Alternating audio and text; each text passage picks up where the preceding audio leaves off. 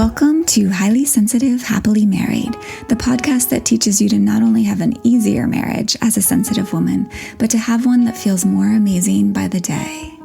Where you'll hear relatable stories, love advice that works, and coaching on how to have a marriage where feeling upset and disconnected is a thing of the past, and where instead a sense of loving connection and even fun and lightness is the norm. I'm Hannah Brooks, highly sensitive person, love expert, and marriage coach, and I'm so happy to be on this journey with you.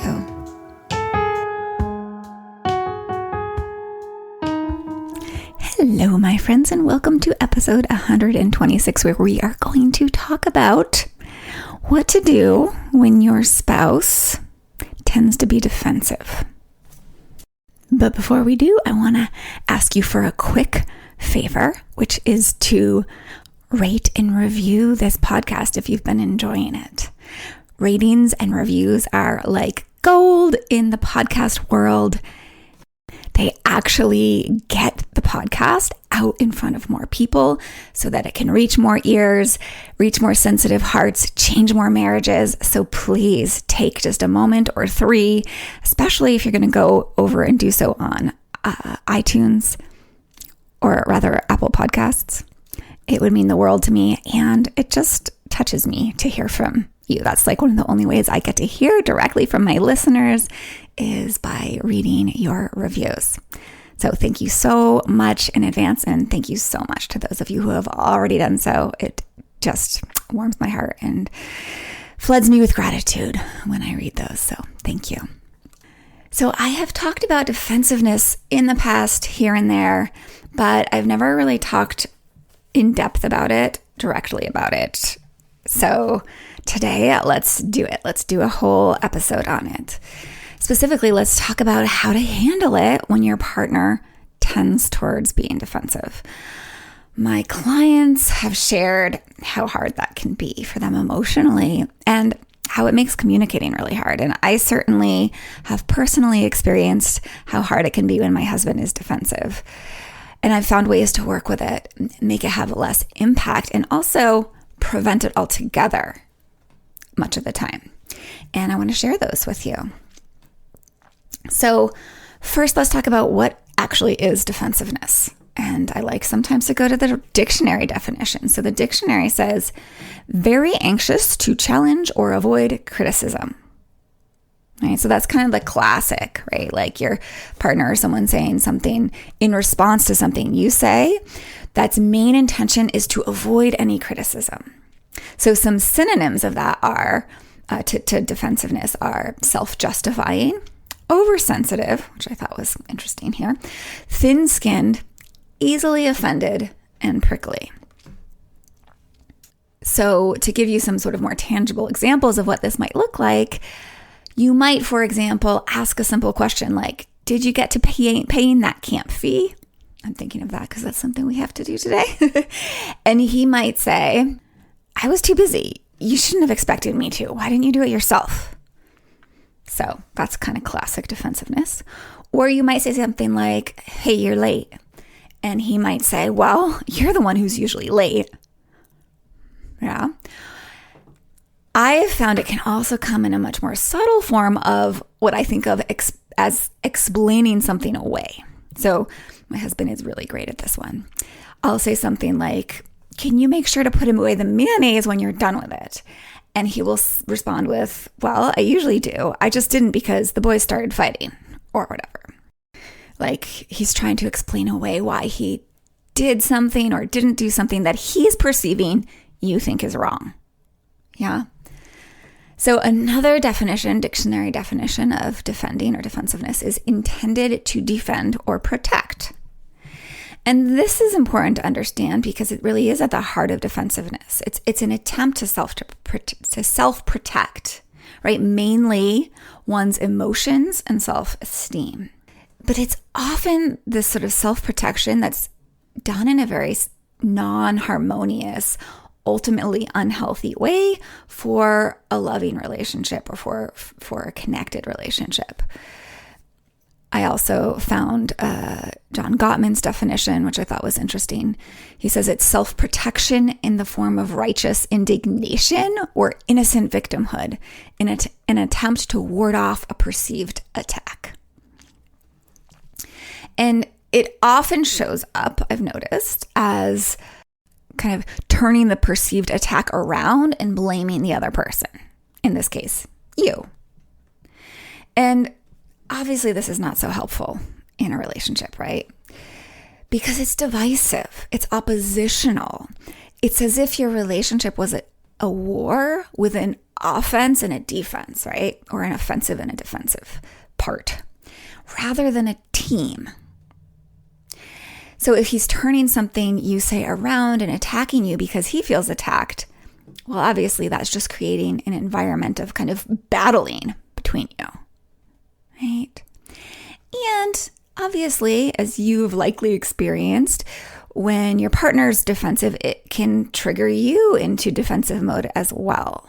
So now we have a kind of argument or a cold war, meaning like sometimes your reaction might not be to fight, it might be to close down and go cold, go silent. So obviously, it doesn't really create a great environment when that's going on a lot. Now, defensiveness isn't always so dramatic. It can be more subtle, right? Like I was talking about the kind of explaining things away version of it. But even then, it has corrosive effects. One of the things I've experienced myself and I've seen with other clients is that when we bring up a subject that might be important to us, that we're actually hoping to shift in our relationship, say maybe it's about parenting more effectively or bringing in more connection, our partner, if they have a tendency towards defensiveness, might be unreceptive, get a bit defensive. For example, they might say something like, "What do you mean we don't connect enough? Didn't we spend last night watching that show together?" Right? And the effect of this is it creates a metaphoric block, what I think of as a wall that makes shifting things for the better or making positive changes really hard, at least as a team, right? So I've noticed that when my husband does something like that, it really just feels like he's unwilling to work on things.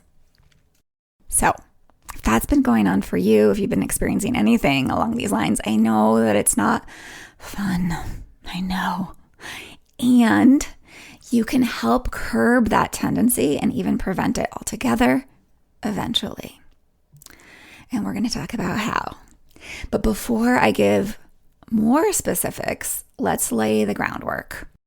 If you want it to change and be less of a block in your marriage, you've got to be able to intellectually at least understand why it happens, why your partner might get defensive, so that you can have some understanding and even compassion around it, so that you don't fan the fires and make it worse, so that it doesn't trigger you as much, and therefore so you can work with it most effectively. So to feel like it's less problematic when your partner gets defensive, you want to understand that defensiveness, as I said before, is a protective mechanism. It is an unskillful way of interacting. I will definitely give you that. And it doesn't make your partner a bad guy. It's an unskillful, instinctual way of trying to protect something tender inside of him. As usual, these types of behaviors really do come from this hurting, tender, confused part of us as humans. Defense is really like the hard outer shell protecting the tender heart inside that just doesn't know a better way to take care of itself. I believe that defensiveness really comes out of wanting to feel good about oneself, but maybe even innately having low self-worth and a deep-seated sense of shame. If you listen to last week's podcast about being honest with yourself with Casey and my husband Will, you'll have heard them talking about that in their own ways. Right? Defensiveness doesn't generally come from someone who truly has a deep-seated sense of self-worth and can always stay connected to that. Almost every time I hear about a time a client's husband was defensive, I can tell there's something he's not wanting to think or feel about himself in that moment. Again, if you listen to last week's episode, you'll know that shame or not good enoughness is something most of us don't want to feel. And usually when someone is defending, it's because they are perceiving, whether it's true or not, some attack on them or their character. Like, oh, she thinks I'm bad. And because they don't want to see themselves as bad, or maybe they fear you might be right, but it's too painful to really go there in themselves, they deflect with defensiveness. So if you can recognize that it's not skillful, but it is an attempt at keeping himself well, even though it's not the best way to go about it, that can really help you have more compassion and therefore more understanding and calmness around it when it does arise, so that you don't react with what I think of as the backfiring tactics, which we're going to get into in a minute. But so you don't react in a way that makes things worse, but rather you can respond skillfully. Also, being curious about where their defensiveness is coming from is hugely helpful.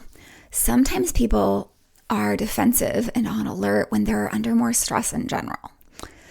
It can come from simply being in fight, flight, or freeze. In other words, when we are stressed out as humans, we act out of the survival reactive part of us, which one of those ways that can show up is defensiveness. When we're stressed out, we're not likely to show up in the most skillful, loving, confident way and as our most confident, worthy self. As an example, I shared recently on a recent podcast about the flooding that had happened here in my state and town, and all the, the emotions and the stress that was going on for me around that. And I was really in need of some good decompression. And in the middle of that, my husband started telling me how to get to this town that I needed to get to, where I actually used to live, and he never did, how to get there because there were some road closures because of the flood. And he was telling me how to do it. And I remember just getting defensive in a way. I said, you don't have to tell me, I know where it is, right? Good example of being defensive.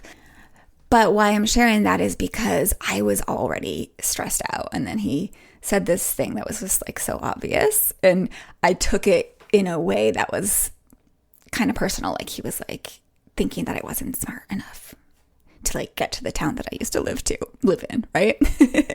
So I think it's also really useful to remember that you likely get defensive sometimes too, especially when for one reason or another you feel attacked or you're in fight, flight, or fight mode. Fight, I always do that. Fight, flight, or freeze mode, or you feel stressed. Or certainly can happen if you don't have a deeply loving relationship with your own self. So in other words, being defensive is very human. It's a very human protection mechanism. It's not wrong. It's natural for humans when we're not super emotionally in the most well space, right? And it's obviously just not helpful in a love relationship.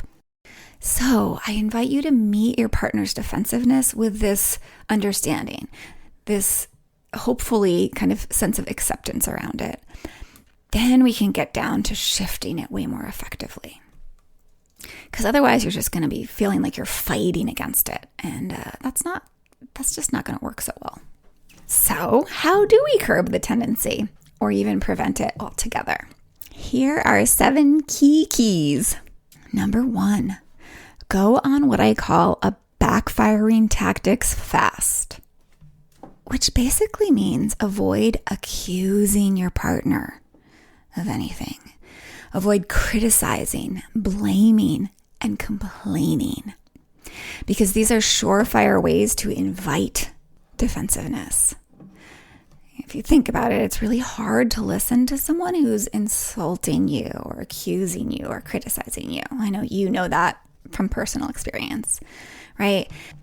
And also, harsh words really make it difficult to hear the real meaning behind the message, because most people really go on the defensive if they feel accused, right? They feel threatened in a way, and our instinctive reaction is going to be to self-protect and bristle, yeah?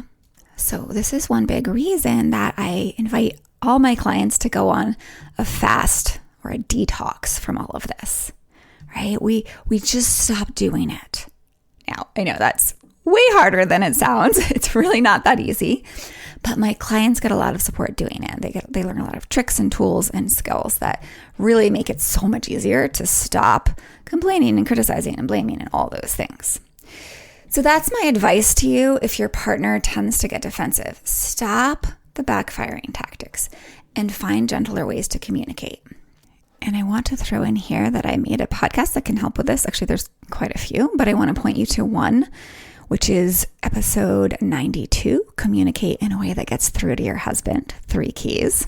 But to take this a little further now, let's move on to key 2, which is to check your emotion when you're speaking to your partner. So if you don't think you're someone who tends to accuse or blame or criticize or insult or complain, I invite you to really check your emotion when you're speaking to your partner, because it can be much more subtle than you think. Oftentimes, my clients, I've noticed, think they're speaking kindly and their partners just keeps on reacting defensively. But when they really start to pay better attention, what they find is they're oftentimes annoyed or bothered by something when they're speaking. And that's when he's reacting defensively. As you may have heard, 97, that's the high number. I think I've heard some slightly lower numbers, but 97% of communication is non-verbal, meaning tone and body language. Like the slightest narrowing of your eye can communicate disapproval, which can set off your partner's defenses. So even if there's a slight tone, humans are so sensitive, right, to these things, to tone, to facial expression, body language, that your partner is very likely going to pick up on it. And unless he has a fairly large amount of nervous system and emotional regulation online, which is not the norm, let's just put it that way, in our culture, right? Most of us don't actually have that in our modern world. It'll be really natural and instinctual for him to react defensively. And your body language and your tone actually come directly from your emotional state and what you're thinking. So you can be saying things in the perfect words.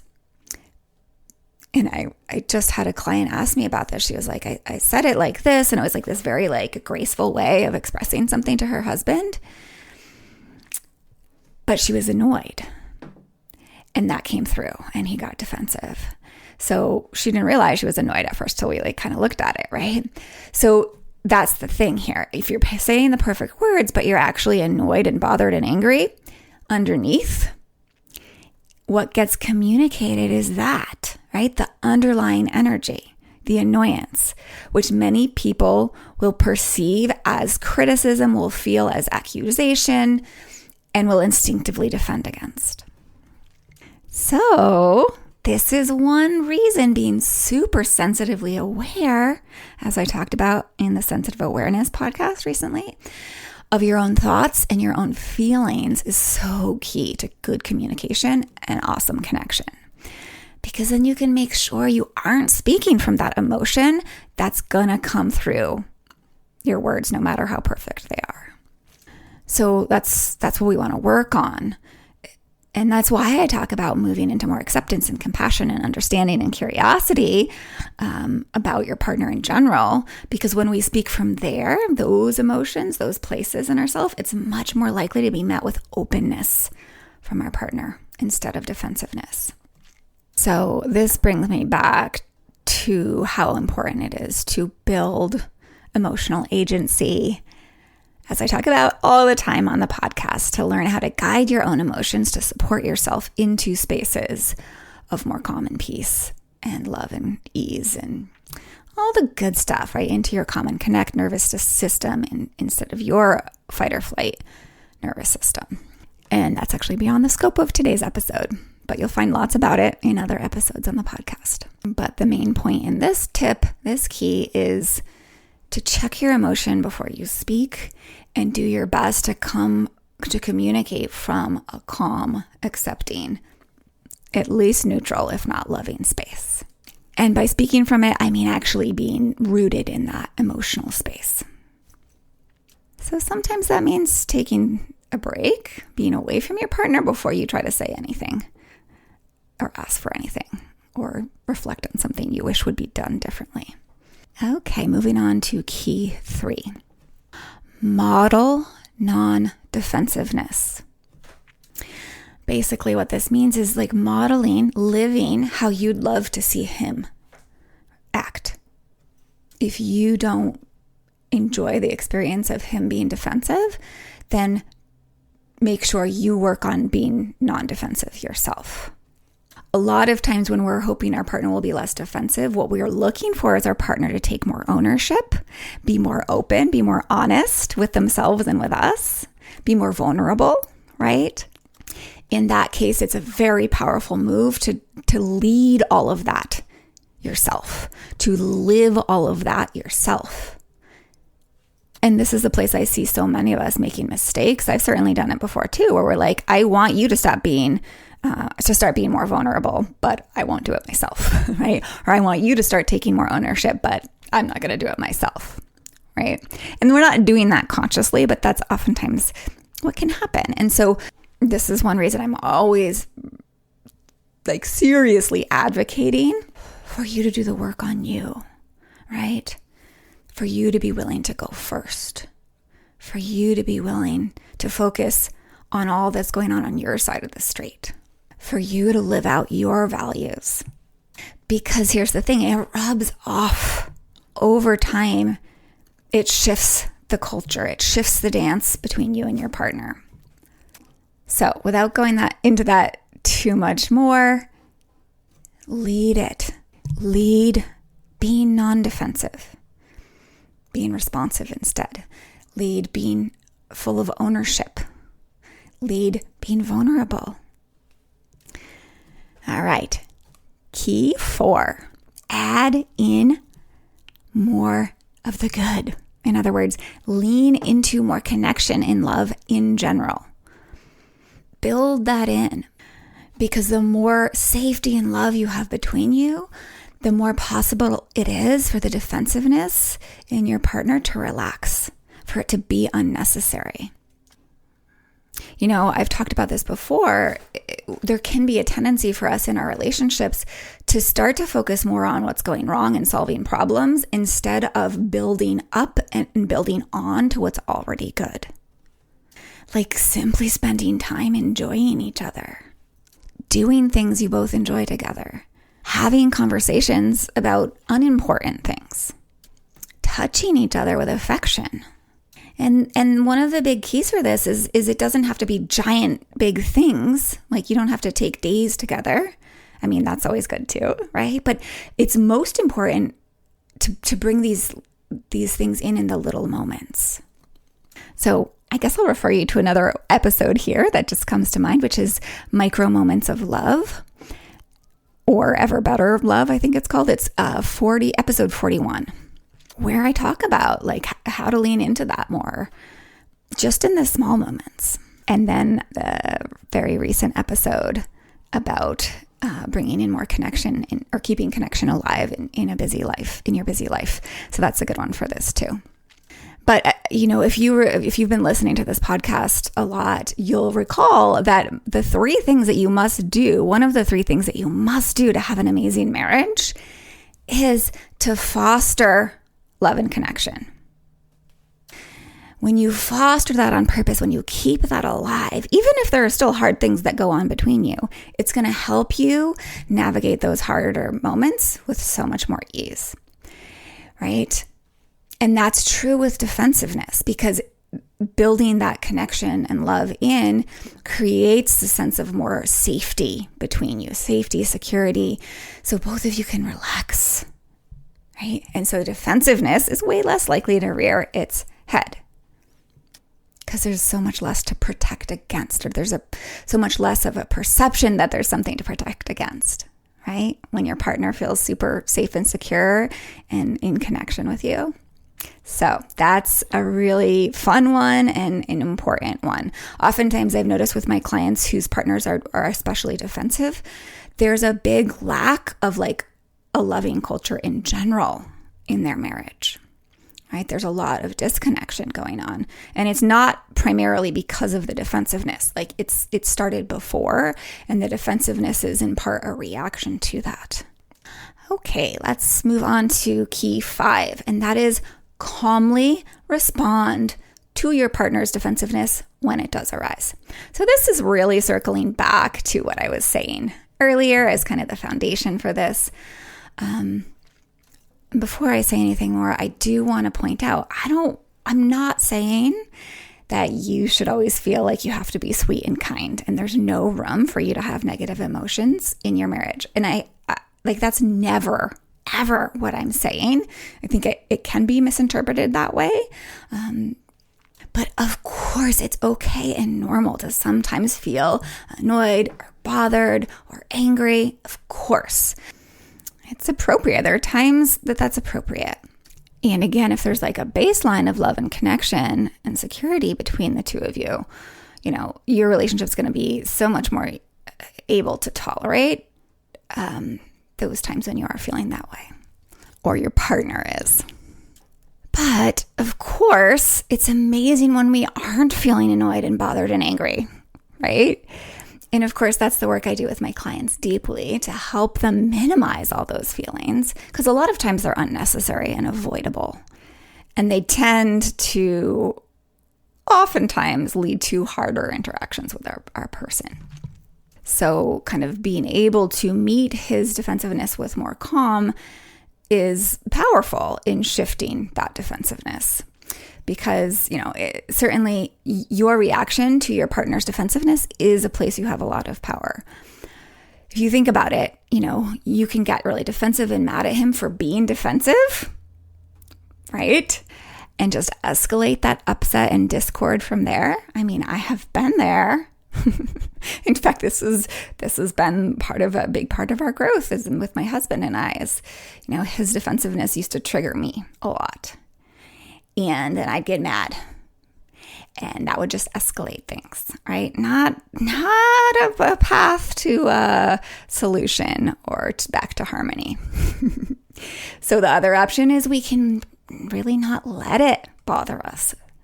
We cannot take it personally. We cannot make it a big deal. And again, this is something I've had to learn from experience. And I can tell you it's way more effective. And again, then this really circles back to what I was saying earlier. And I want to reiterate just the importance of it, right? If you can keep in mind all the things I shared about why it's your partner may be getting defensive, like why it's understandable as a human and like kind of instinctual for many of us. Once you really understand that, even just intellectually, but then if you can take it to a deeper level of like really, really understanding it, and that can help to see how you do the same, right? You get defensive yourself or you get reactive yourself. When you can really understand that, you're going to be able to meet your partner's defensiveness with more peace and calm. And one of the benefits to meeting it with more peace and calm is that over time, if you're staying peaceful and he's getting all defensive, he's likely to start seeing that he's the one that's kind of blowing things up and out of proportion, right? Where you're just chill and he's like all reactive. Can kind of catch the attention and be like, oh, maybe this isn't necessary, right? It can really, if you stay calm, in other words, it can start to help him see himself and ultimately start to choose to shift it. Yeah. And also when you stay calm, it helps to stop those heightened reactions because you're not giving your partner anything to push against, to keep reacting to. Yeah. And the other very big benefit of kind of staying calm around it and understanding why it's going on is you'll just feel so much better. And from there, you're going to be able to communicate better and de-escalate things.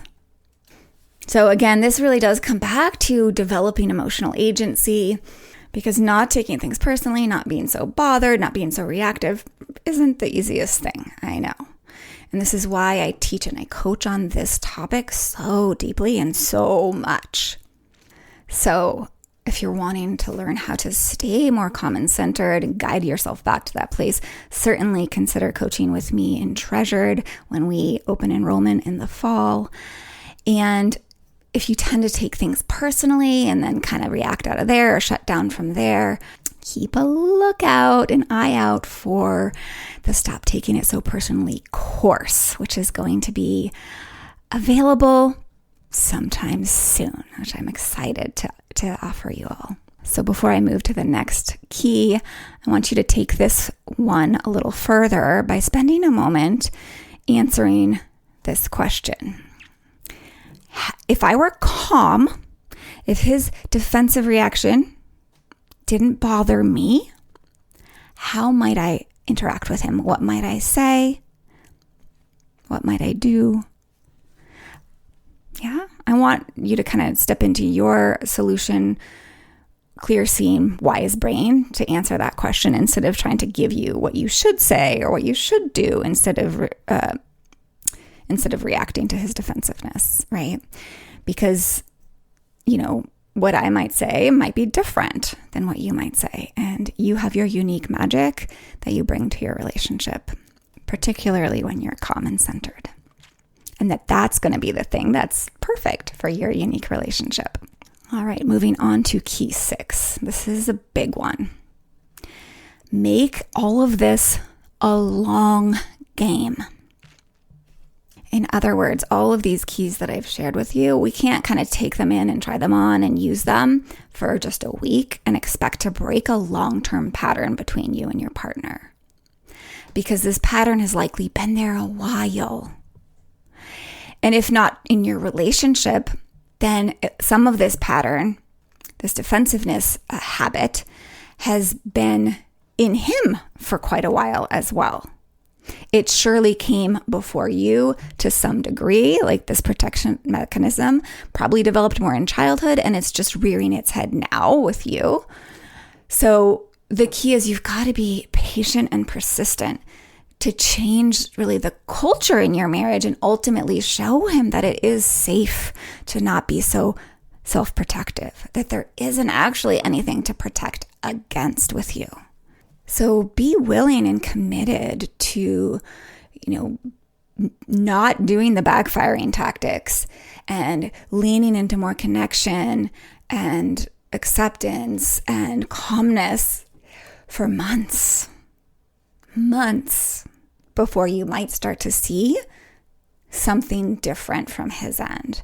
And I know that can feel frustrating and discouraging, but that's actually why I'm sharing it, because I don't want it to be discouraging for you. I want you to go into this armed with the knowledge that it can take time so that you can have more graciousness with yourself, with the process, with your partner, so you can have more stick-to-itiveness and a sense of ultimately empowerment around it. Because without that, it's so easy to just be like, wow, this isn't working, right? And then just stop doing it. And then, of course, you're guaranteed for it not to work. as I've said quite a few times on this podcast, the dance must change when you change the way you're dancing with your partner. He can't keep up the same dance. But this is an instant when it comes to behavioral changes and emotional changes. So you got to keep up your end of the dance for a while till he starts to catch on. Now, sometimes, some of you, this might not be true. This is particularly true for partners who have been together for a long time. So if you're in a newer relationship, you actually might see changes really fast. And even in a longer relationship, you're likely to see some glimmers of changes as well. But as long as you're incorporating the last key about bringing yourself back to calmness, and not getting so bothered by his defensiveness, you're going to feel better anyway. All right, that leads me to the final key, which is number 7. Learn how to communicate to get your partner on board with working on their defensiveness. This is something my husband has learned how to work on because I've invited him to, I've communicated to in an effective way, and he's totally on board with working on it. Doesn't mean he's perfect at it all the time, but it's amazing to have both of us working on it together, or working towards a non-divisive, defensive-oriented relationship, right? So I do want to remind you, sometimes this is a pattern that started for your partner early on, being defensive, right? And it really doesn't have much to do with you. Again, you can say things beautifully. You can come from this calm, even loving place in yourself and not react to his defensiveness. And still he has pattern of getting defensive because it was a survival strategy, right? Or it was modeled to him as he grew up in his family. It's a conditioned in behavioral habit. So if he can see that and he decides he wants to work on it, that's really beautiful. And there are ways for you to help him see that without him getting all defensive about it. But talking about it and asking him to work on it really isn't the first step. And that's why I've brought it up only and as the 7th key here, right? Because the most important work is the other stuff that I've shared, and building up that culture of safety and connection between you really is. So pretty much everything I've shared up until now is about that, right? A lot of like the other tips besides the connection tip are about building more safety between you, helping him feel more safe to not have that defensiveness flare up, right? Without that, he's less likely to be receptive to you asking for something, for you asking him to do his work on this. And certainly if you don't have like a culture of good, solid connection and love between you, that also can make him less receptive. So if not, again, you want to lean into all of that first. I've been able to discuss these things with good reception from my husband because of our already really strong foundation.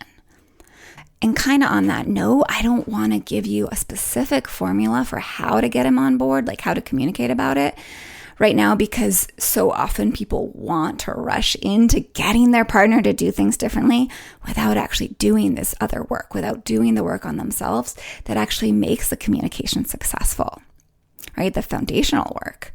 So make sure to focus on the other things first, especially with a partner who really does tend towards defensiveness. And once you've gotten there, once you feel like that's shifted, once you've done a lot and things are better, you can gently start inviting him to actively work on it. Or if you see that he's really receptive, you can be pretty direct. But a gentle way you could explore doing that would be saying something along the lines of like, hey, I'd love to create even better connection and communication between us because our happiness together means so much to me. Would you be up for teaming up with me to do that a bit? And then if he says, yeah, that would be good. That sounds good. You could then take it further and say something like, I know that I would like to work on XYZ in myself, right? And that XYZ is like, you could slip in something that you know you have work to do.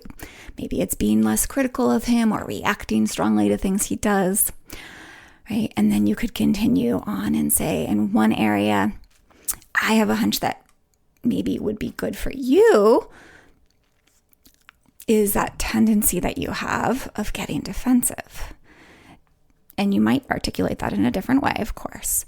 And then you can add, does that feel like an area you'd be open to working on? That's a pretty gentle way of asking for it. Not everybody here needs to be quite that gentle, but oftentimes with someone who tends to be defensive, you want to be gentle. Otherwise, he'll just get defensive. So I have helped so many of my clients break this divisive sort of pattern between them and their partner, and ultimately be able to get through to their partner so much better, feel heard, and feel like they can actually make true progress and create deeper connection with a partner who was previously fairly defensive. So it's totally possible to do this. So let's review briefly the tips, the keys that I shared. The first one, I didn't even call it a key, but it was so foundational, it just needs to underlie everything. Remembering and understanding why people get defensive. That it's a very, very human thing. It doesn't make your partner bad.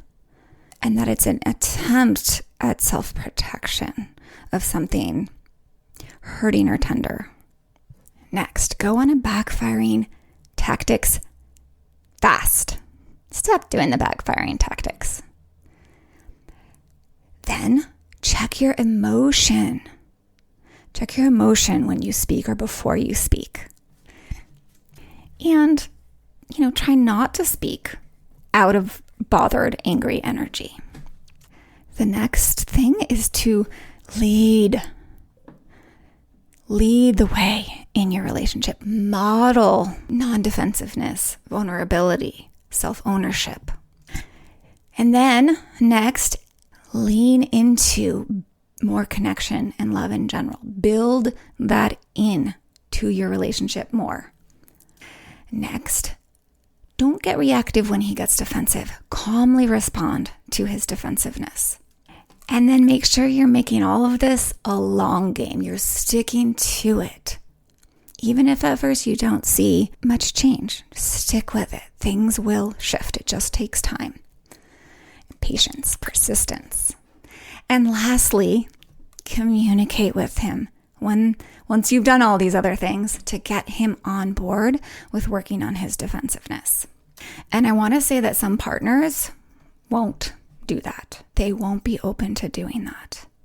And that does not doom your marriage, especially when you've grown the skills of emotional agency and not taking things personally and finding other ways to build in the connection and intimacy and closeness you crave.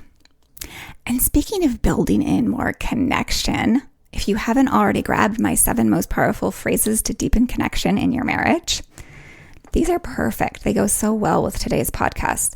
So make sure you grab them. You can head over to www.lifeisworthloving.com and you'll find lots of places where that you can just enter your name and email address and you'll get them into your inbox along with a mini series that sort of delves in a little deeper on creating connection and using communication to do so.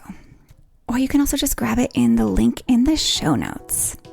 So here's to less defensiveness and more connection. Be oh so well.